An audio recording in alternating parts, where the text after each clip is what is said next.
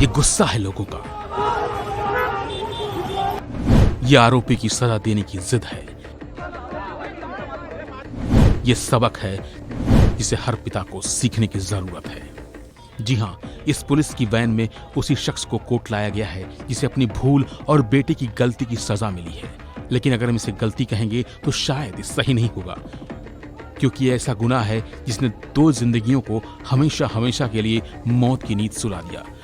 लेकिन इसमें गलती सिर्फ इस शख्स के बेटे की नहीं है। इसमें जितना गुनहगार इसका बेटा है, उससे बड़ा गुनहगार ये खुद है, जो अपने नाबालिग बेटे के प्यार में इतना अंधा हो गया कि इसने अपने बेटे के हाथ में इतनी तेज स्पीड से चलने वाली कार थमा दी, जिसने सारे आम 2 जिंदगियों को बड़ी बेरहमी से मौत की आगोश में भेज दिया। फिलहाल पुणे पोस्टकांड के आरोपी नाबालिग लड़की के पिता विशाल अग्रवाल को 2 दिन की पुलिस हिरासत में भेज दिया गया है। पुणे सेशन कोर्ट के आदेश के तहत 24 मई तक पुलिस की हिरासत में रहेगा। इस दौरान उससे पूछताछ की जाएगी। वहीं इससे पहले जब दोपहर में पुलिस जैसे ही विशाल को सत्र न्यायालय ले जाने के लिए निकली, तो रास्ते में एक संगठन से जुड़े लोगों ने विशाल पर स्याही फेंक दी। इस दौरान कार्यकर्ताओं ने हंगामा किया और पुलिस वैन को रोकने की कोशिश की, लेकिन मौके पर मौजूद पुलिस ने मोर्चा संभाला और भीड़ को हटाया। उसके बाद पुलिस वैन आगे बढ़ गई, जहां दोपहर के समय आरोपी नाबालिग लड़की के पिता विशाल अग्रवाल को सत्र न्यायालय में पेश किया गया, जहां से उसे 24 मई तक पुलिस हिरासत में भेज दिया गया है। हालांकि कोर्ट के अंदर आरोपी पक्ष की तरफ से कई दलीलें पेश की गई, लेकिन इस गुनाह के आगे सब फेल हो गए और अदालत ने विशाल अग्रवाल को पुलिस हिरासत में भेज दिया। फादर को जामीन नहीं देना चाहिए, इसके बारे में सरकार पक्ष की तरफ से और हमने भी इंटरवेनर की तरफ से आर्ग्यूमेंट किया है और उन्होंने जिस आधार पर जामीन बेल मांगने की कोशिश की है वो कोर्ट ने रिजेक्ट किए हैं और उन्होंने कहा है कि 24 तक उनको जुडिशियल कस्टडी में रखा जाएगा। मुझे लगता है कि कानूनी तरह से कोई सोचेगा और देखेगा तो भी ये दिखाई देता है कि फादर है उसकी कंप्लीटली गलती है।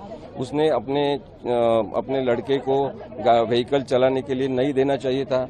उसके पास वो 18 इयर्स का नहीं है, फिर वो जा नहीं सकता है पब में, फिर भी पब में जाने की अनुमति देना ये भी गलत है। और उन्होंने जो एक तकलादू स्वरूप का युक्तिवाद प्रेजेंट करने की कोशिश की कि ड्राइवर को उनके साथ भेजा था, तो ड्राइवर को भेजा था तो ड्राइवर ने कार ड्राइव करना चाहिए था। जिसके पास लाइसेंस ही नहीं है वो कार चलाएगा और ड्राइवर बाजू में बैठेगा, ये भी कंप्लीट इलीगल थिंग है। दरअसल हिट एंड रन की यह घटना 19 मई की सुबह की है, जब पुणे के कल्याणी नगर इलाके में रियल एस्टेट डेवलपर विशाल अग्रवाल के 17 साल के बेटे ने अपनी स्पोर्ट्स कार पोर्शे से बाइक सवार 2 इंजीनियरों को रौंद दिया था, जिससे दोनों की मौके पर ही मौत हो गई। इस घटना के 14 घंटे बाद आरोपी नाबालिग को कोर्ट से कुछ शर्तों के साथ जमानत मिल गई। कोर्ट ने उसे 15 दिनों तक ट्रैफिक पुलिस के साथ काम करने और सड़क दुर्घटनाओं के प्रभाव समाधान पर 300 शब्दों का निबंध लिखने का निर्देश दिया।